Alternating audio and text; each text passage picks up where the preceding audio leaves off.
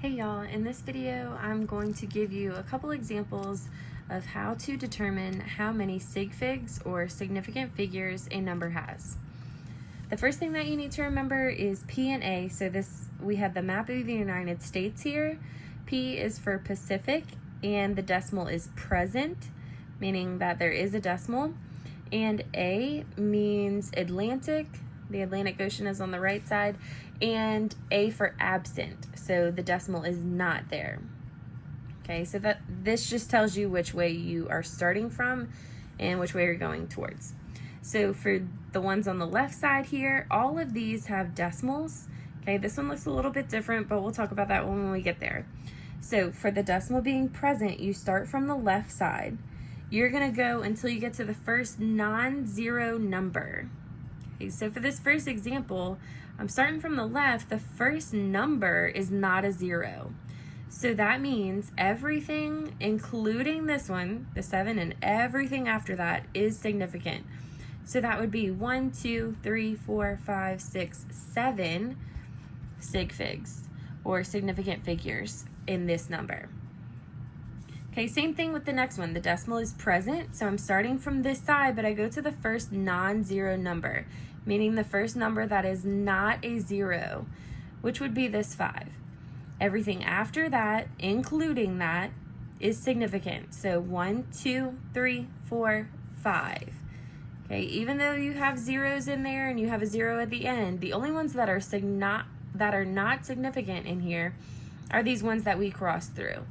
Okay, the 5 and everything after is significant.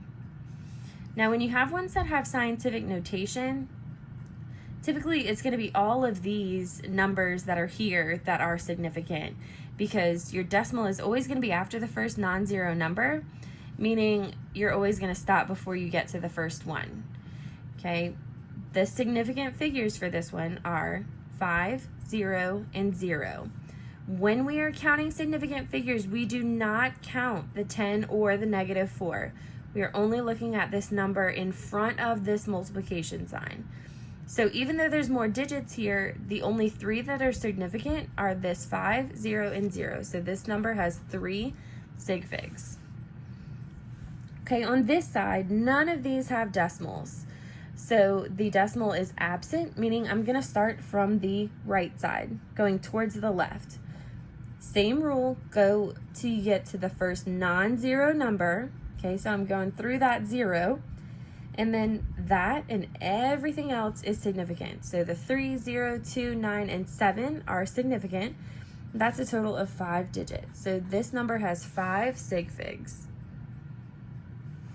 Okay, on the next one, again, no decimal.